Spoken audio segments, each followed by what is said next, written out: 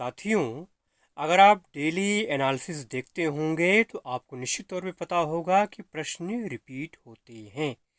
जी हाँ दोस्तों, आज की इस वीडियो में हम 24 जुलाई ऑल शिफ्ट सारे जीके जीएस और करंट अफेयर्स के प्रश्नों का एनालिसिस करने वाले हैं। बात करते हैं 24 जुलाई फर्स्ट शिफ्ट की। तो कुद नृत्य का संबंध किस राज्य से है, ये आपको फर्स्ट शिफ्ट में पूछा गया था। ठीक है, देखिए, कुद जो नृत्य है ये जम्मू कश्मीर का सबसे लोकप्रिय लोक नृत्य है, जिसका राइट आंसर क्या है, जम्मू कश्मीर। अगला प्रश्न पूछा गया है कि रैयतवाड़ी व्यवस्था किसने लागू की। रैयतवाड़ी जो व्यवस्था है ये ब्रिटिश राज के दौरान शुरू हुई थी। ठीक है, और ये क्या थी, भू राजस्व प्रणाली थी। रैयतवाड़ी व्यवस्था की शुरुआत थॉमस मुनरो ने की थी। जो थॉमस मुनरो आपका इस क्वेश्चन का राइट आंसर है। ठीक है, थॉमस मुनरो 1820 से लेकर 1827 तक मद्रास का गवर्नर था। ठीक है, आइए नेक्स्ट क्वेश्चन देखते हैं। फीफा विश्व कप 2022 की मेजबानी किस देश ने की। इसका जो राइट आंसर है वो है कतर। जी हाँ दोस्तों, कतर।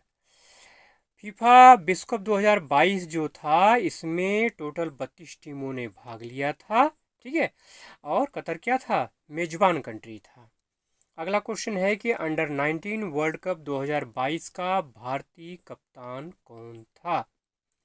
तो इसका जो राइट आंसर है वो है यश ढुल। जी हाँ दोस्तों, दिल्ली के रहने वाले 19 साल के यश ढुल टीम के कप्तान थे, और यश के राशिद ये उप कप्तान थे। ये फैक्ट भी आपको ध्यान में रखना है। अगला क्वेश्चन है कि राष्ट्रीय हरित न्यायाधिकरण का मुख्यालय कहाँ है।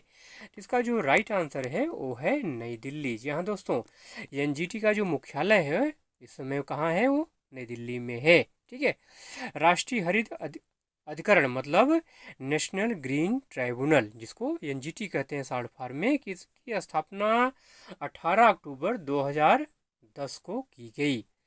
एनजीटी अधिनियम 2010 के द्वारा किसके लिए, पर्यावरण संरक्षण के लिए, वन संरक्षण के लिए और प्राकृतिक संसाधनों के संरक्षण के लिए। ठीक है, एक चीज और जान लीजिए, ये जो एनजीटी है ये कैसा निकाय है, ये अर्ध न्यायिक निकाय है, पूछा जा सकता है, तो ये फैक्ट भी आपको ध्यान में रखना है।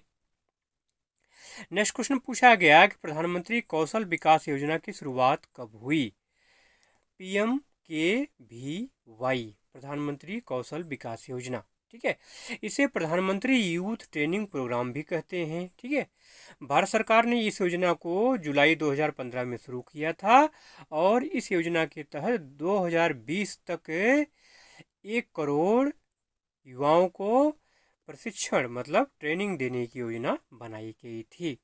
अगला क्वेश्चन है कि मंगल और बृहस्पति के बीच स्थित क्षुद्र ग्रहों का नाम किसके नाम पर रखा गया है। इसका जो राइट आंसर है वो है पंडित जसराज। जी हाँ दोस्तों, अंतर्राष्ट्रीय ओलंपिक संघ, अंतर्राष्ट्रीय खगोलीय संघ IAU, ठीक है, इंटरनेशनल एस्ट्रोनॉमिकल यूनियन, ठीक है ना, ने क्षुद्र ग्रह का नाम, एक क्षुद्र ग्रह का नाम भारतीय शास्त्रीय गायक पंडित जसराज के नाम पर रखा।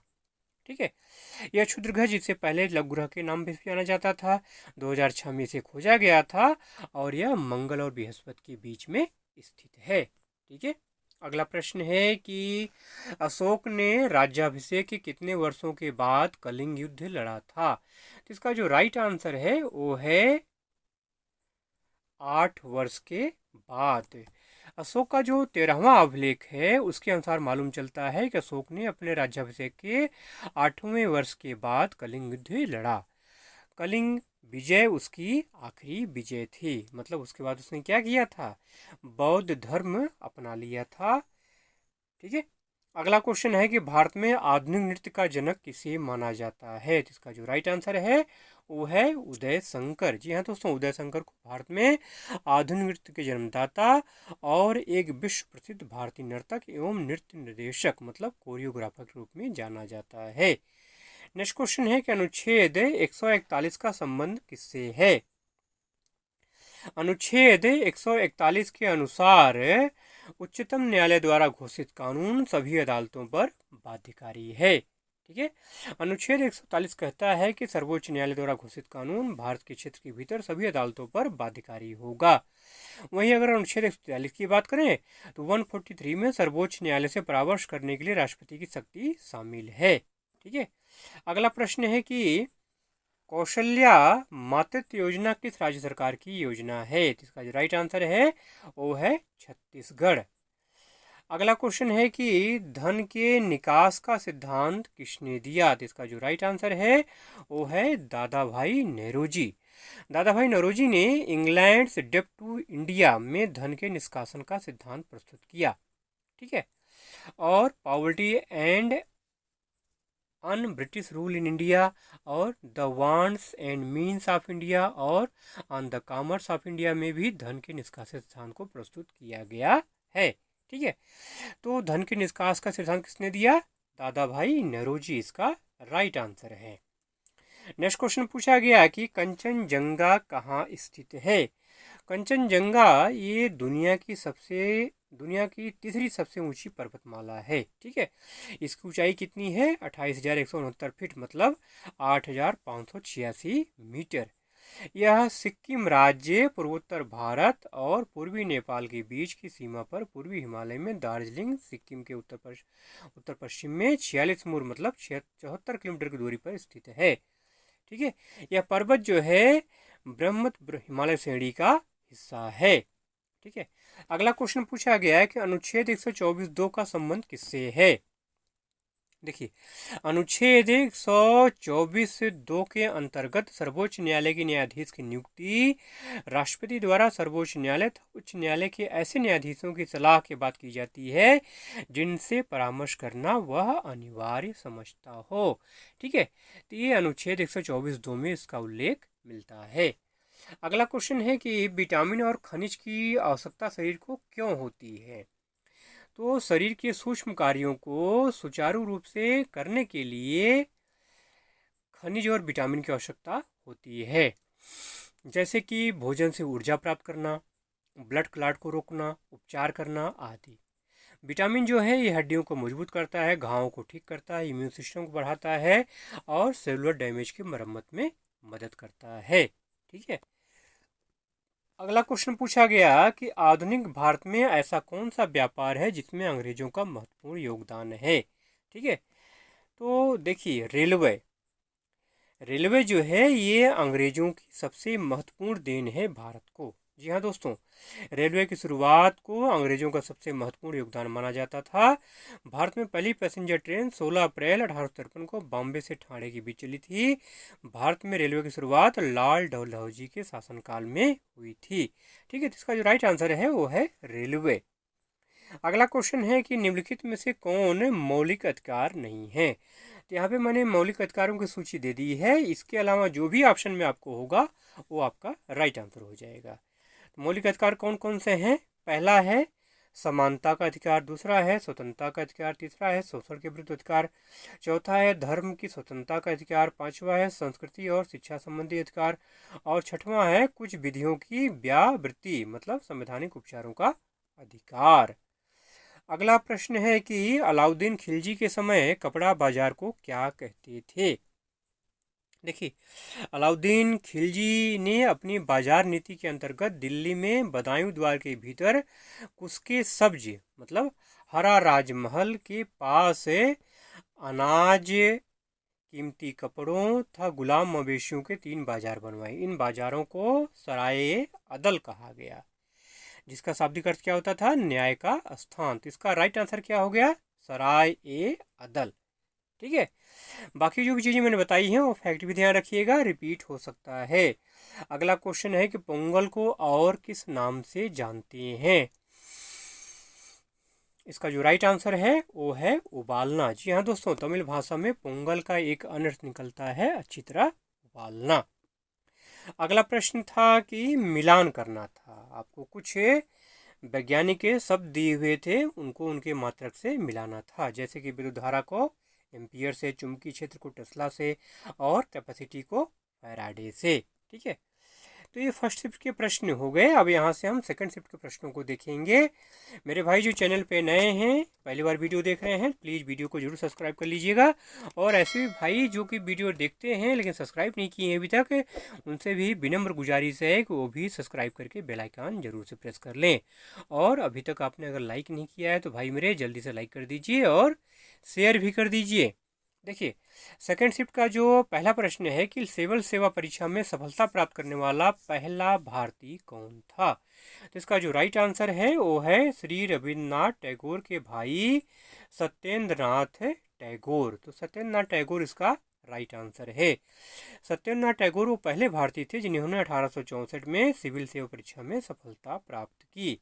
ठीक है, नेक्स्ट क्वेश्चन है कि 2011 की जनगणना के अनुसार भारत का औसत जनसंख्या घनत्व कितना है। तो इसका जो राइट आंसर है वो है 382 प्रति वर्ग किलोमीटर।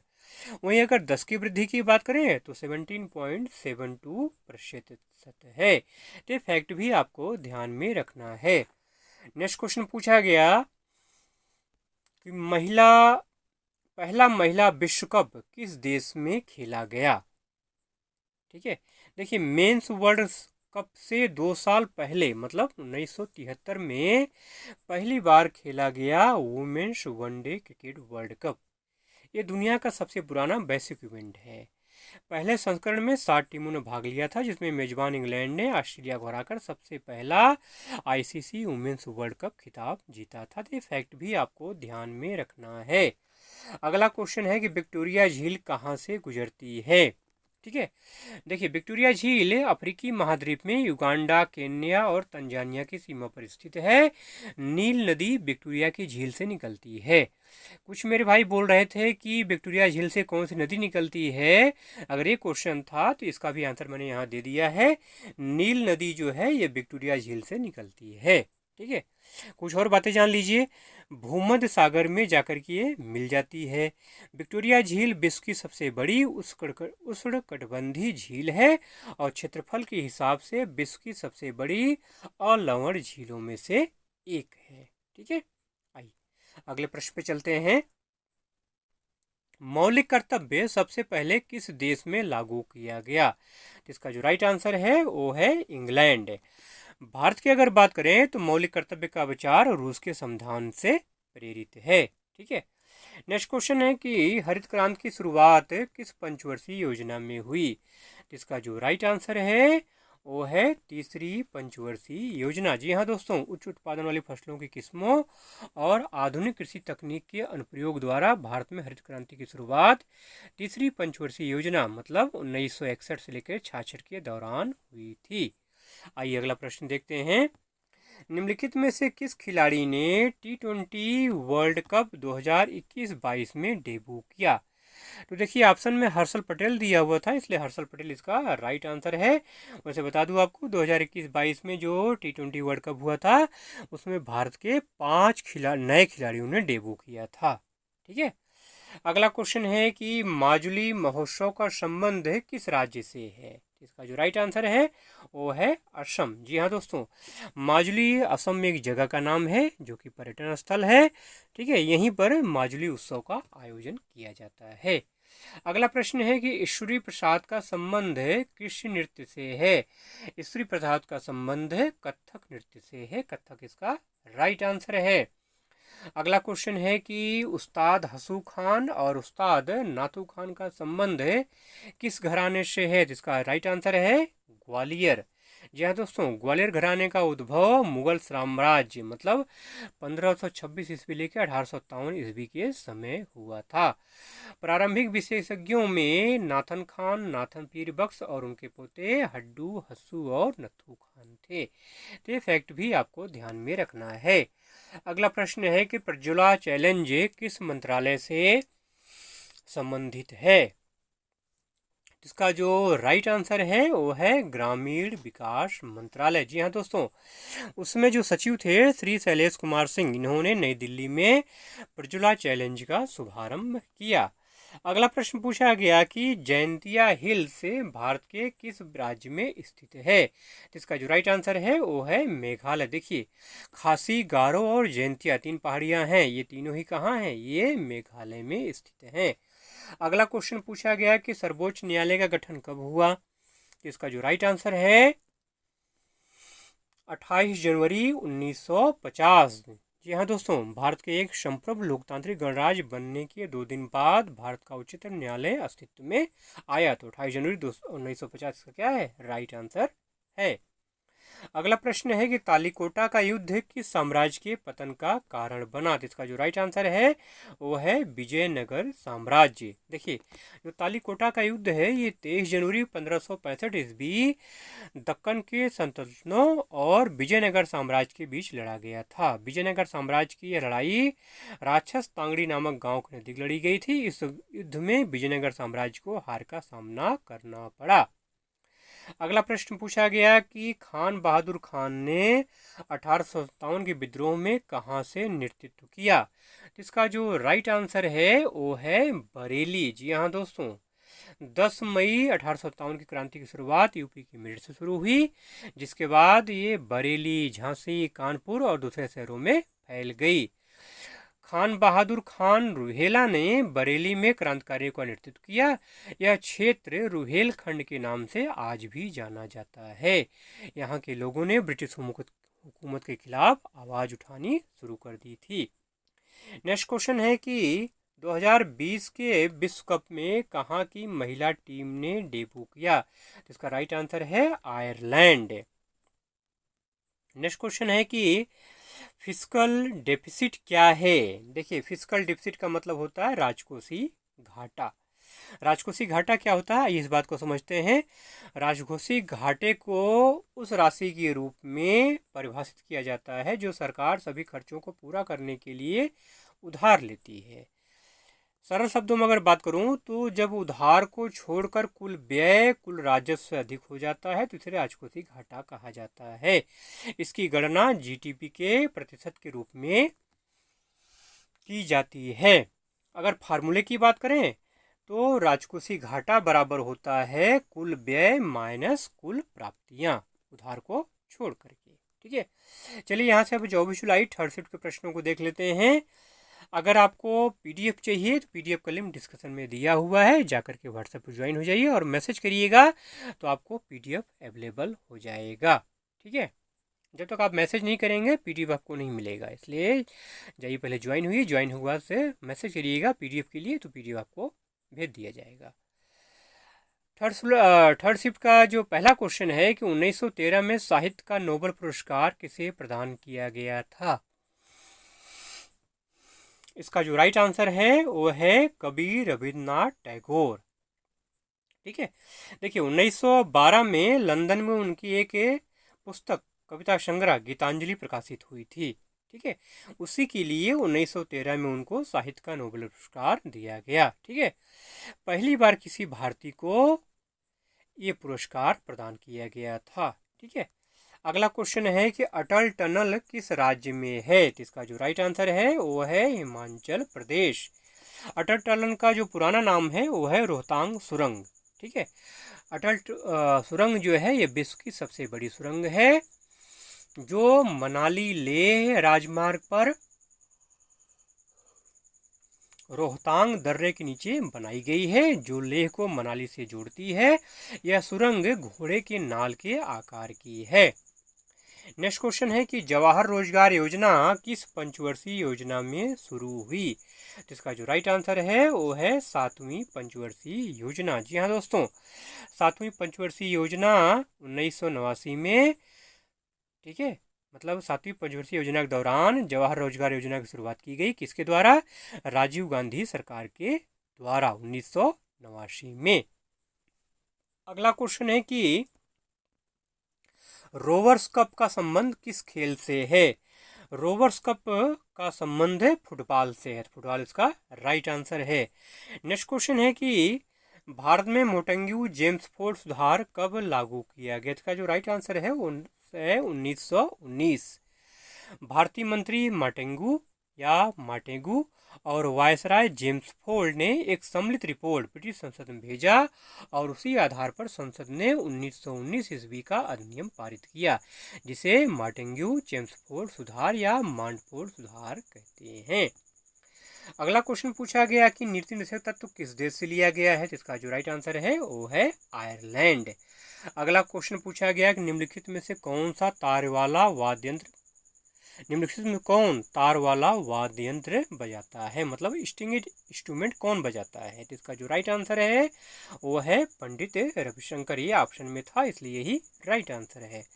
अगला क्वेश्चन है कि निम्नलिखित में से कौन समूह 6 का तत्व है, तो समूह 6 में जो आते हैं नाम बता देता हूँ मैं आपको। क्रोमियम है, मॉलिब्डेनम है, टंगस्टन है, सिबोर्गियम है, ये सब हैं। अब इसके अलावा जो भी रहेगा वो क्या होगा, समूह 6 का तत्व नहीं होगा। ठीक है, ये सभी क्या है, समूह 6 के तत्व हैं। ठीक है, एक और जान लीजिए, इसमें से क्रोमियम, मॉलिब्डेनम और टंगस्टन ये उच्च तापसह धातु हैं, तो फैक्ट भी आपको ध्यान में रखना है।